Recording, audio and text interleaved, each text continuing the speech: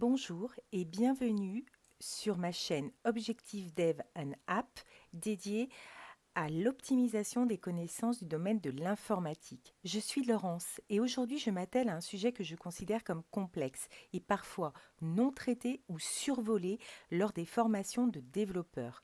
La question est: que se passe-t-il quand on exécute un programme informatique sur un navigateur? Et est-ce que cette information nous apporte un plus en matière de programmation? Essayons de répondre à ces questions.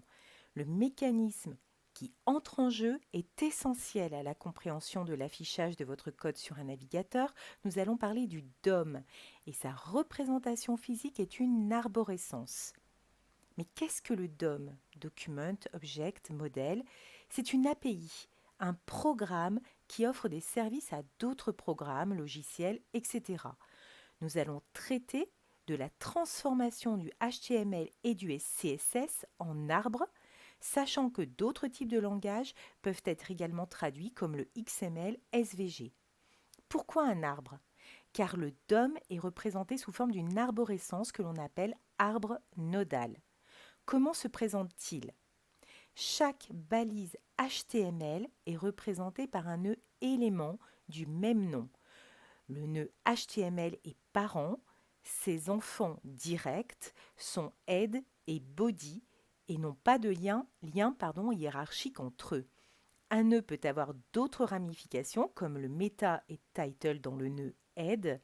Les attributs deviennent des nœuds attributs, le texte devient nœud texte. Et maintenant que l'on sait à quoi ressemble l'arbre nodal, comment et pourquoi arrive-t-on à ce résultat?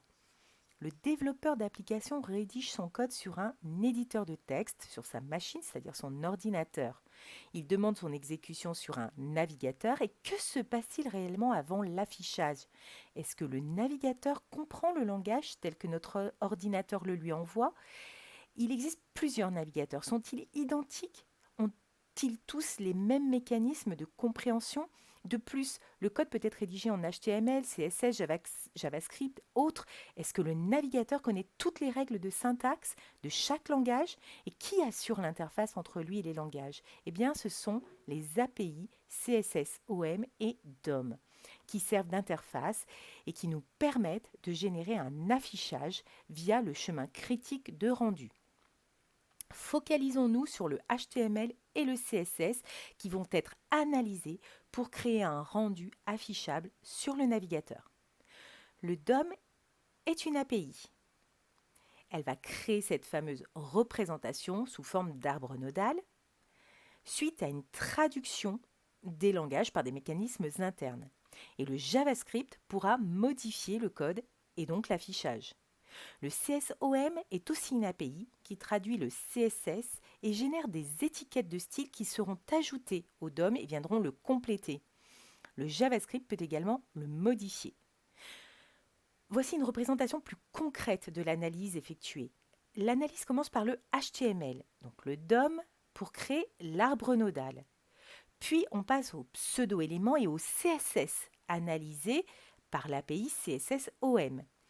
On crée des étiquettes de style. Le rendu est un mix de l'arbre nodal et des étiquettes de style du CSSOM. Le code sera affiché au fur et à mesure de l'analyse et non pas à la fin, pour réduire le délai d'exécution et le délai d'attente de l'utilisateur. Ce qui n'est pas affiché, les sélecteurs cachés ou ayant un display known. La balise head apparaît sur l'arbre nodal mais pas sur l'affichage du navigateur, sauf le titre de l'onglet de la page web. Retrouvons le chemin critique avec l'analyse du HTML et du CSS dans le DOM et le CSSOM pour créer cette fameuse arborescence que le navigateur est en mesure de comprendre. Un autre processus intervient, celui du JavaScript, qui passe dans un interpréteur spécifique capable de générer un bytecode ou code source interprétable par le navigateur. L'ensemble des codes génère donc un résultat affichable sur l'interface utilisateur du navigateur. Cependant, une question demeure. Où l'analyse a-t-elle lieu? Cette fameuse analyse des langages. Nos navigateurs sont composés de plusieurs éléments. Nous allons voir ensemble ce dont il s'agit. Nous avons une interface utilisateur qui affiche nos pages web, le résultat des requêtes, les bases de données pour stocker les cookies par exemple, un moteur de rendu, un interpréteur JavaScript. Ce sont ces deux éléments auxquels nous allons nous attacher. Dans le moteur de rendu, on retrouve les API DOM et CSSOM, c'est-à-dire les API responsables de l'analyse des fichiers HTML et CSS. Et on découvre également l'interpréteur JavaScript qui est à côté de ce moteur de rendu et qui sera capable soit d'interpréter le code, soit de créer un bytecode compréhensible par le navigateur. Ces éléments, une fois analysés, sont envoyés sur l'interface utilisateur du navigateur pour y être affichés. Ainsi, vous voyez mieux le déroulé du moteur de rendu. Appuyons un petit peu. Que se passe-t-il dans le moteur de rendu? Attachons-nous à l'analyse du HTML. Tout d'abord, l'analyse est lexicale, c'est-à-dire on analyse les mots-clés, les balises, les attributs, les textes. Et est-ce que ce mot-clé correspond à un élément du langage, par exemple HTML? Une seconde analyse complète la première selon le langage utilisé. Est-ce que les règles syntaxiques ont été correctement appliquées en fonction du mot-clé et du langage? Si oui, le nœud élément correspondant au nom de la balise, exemple HTML, est créé. L'arbre nodal généré, puis affiché sur le navigateur. Finalement, on commence à comprendre comment tout ceci se passe. Si le mot-clé ne correspond à aucune règle syntaxique, il doit s'agir d'une erreur, une exception est levée pour signifier au développeur une erreur de code. Vous êtes rentré dans les méandres du moteur de rendu et l'explication d'un affichage sur un navigateur. Quels sont les grands moteurs de rendu? Les gestionnaires des navigateurs peuvent décider de changer de moteur de rendu pour des raisons personnelles ou de compatibilité ou d'audience. C'est pourquoi mon constat vaut pour aujourd'hui, premier semestre 2020, et fait suite à de nombreuses recherches. Voici les moteurs de rendu des grands navigateurs utilisés. Je citerai particulièrement WebKit, le plus utilisé, pour Safari, Android, Google Chrome qui l'utilise pour les applications mobiles et Firefox qui utilise ses préfixes, Gecko pour Firefox, Blink pour Chromium, Google Chrome et Opera, et enfin Edge HTML pour Microsoft Edge. Regardons en quoi ressemblerait l'arbre nodal. Des nœuds correspondant aux balises HTML, auxquels on a associé des étiquettes de style qui correspondent à ces balises. Nous avions vu au tout début de la présentation en quoi tout ceci pouvait interférer avec la programmation et donc les choix d'un développeur.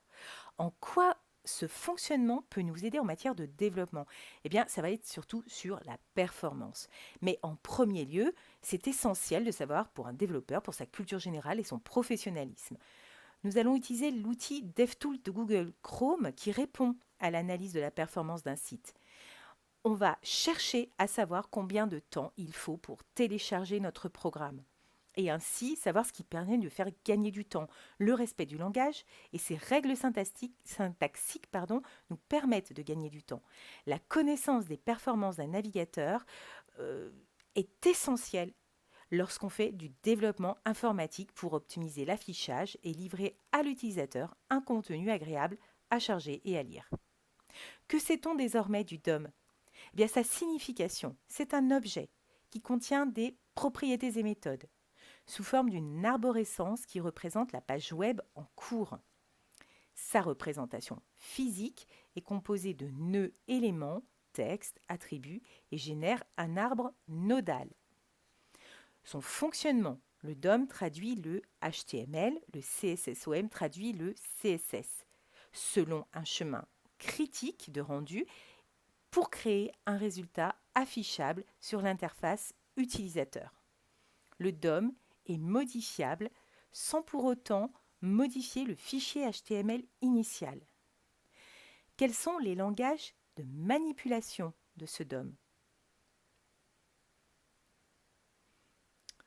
On va pouvoir utiliser le JavaScript, mais aussi le PHP. Pour appeler le DOM, et réaliser des modifications, on utilise la syntaxe suivante. L'objet document, un point, une méthode, entre parenthèses, un objet à manipuler, une expression à afficher. Utilisons ces techniques dans un exemple avec HTML, CSS et JavaScript.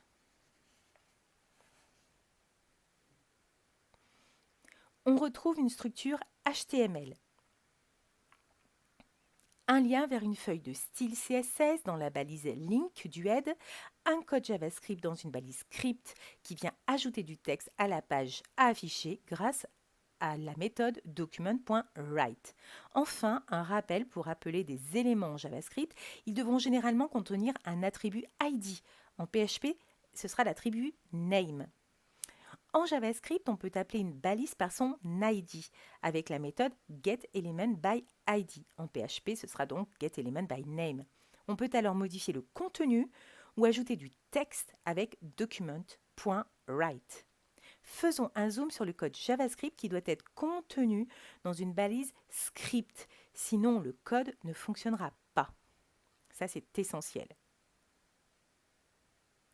Nous avons vu le fichier .html. Nous pouvons très bien éditer un code JavaScript dans un fichier .js. Dans le HTML, cependant, il faudra ajouter dans le body une balise script avec l'attribut src pour source et le chemin pour accéder au fichier, soit direct, soit en passant par un premier répertoire JS. La maintenance d'un site est essentielle pour cela. Séparer le JavaScript en plusieurs fichiers .js est une bonne idée. Il faudra signaler ces fichiers par l'ajout d'une balise script par fichier.js, car un seul attribut src est valable par balise script. Voici un affichage avant et après que le JavaScript ait modifié le DOM, avec les méthodes getElementById et l'objet document associé à la méthode write. Qu'avons-nous appris dans cette présentation ?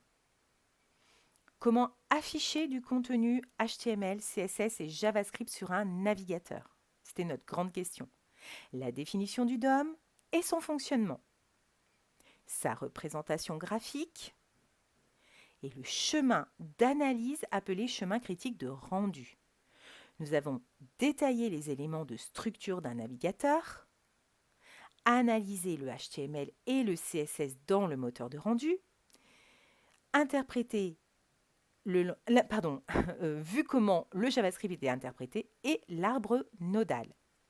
Nous avons vu un exemple de code HTML, un exemple de code JavaScript dans un fichier .html puis dans un fichier .js et enfin l'affichage du code et son optimisation grâce aux outils de développement.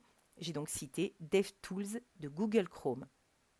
Pour les puristes du DOM, vous aurez noté que je n'ai pas abordé tous les sujets relatifs au DOM, notamment les événements. C'est un sujet très important qui fera, je l'espère, l'objet d'une prochaine vidéo, tout comme le langage JavaScript. Nous avons fini cette présentation du DOM, j'espère qu'elle vous a été utile. Pour mieux comprendre le fonctionnement de l'affichage, vous aurez noté que je n'ai pas abordé tous les sujets relatifs au DOM, notamment les événements. C'est un sujet très important qui fera l'objet d'une prochaine vidéo, tout comme le langage JavaScript. Nous avons fini cette présentation du DOM. J'espère qu'elle vous aura été utile pour mieux comprendre le fonctionnement de l'affichage de notre code sur un navigateur. Je vous remercie d'ajouter un pouce bleu, de partager le lien de la vidéo sur vos réseaux préférés et me proposer des sujets à traiter en commentaire. Vous souhaitez recevoir les notifications de mes prochaines vidéos? Activez la cloche et merci de vous abonner à ma chaîne Objective Dev and App car c'est l'unique façon de voir mon travail reconnu. Merci de m'avoir suivi.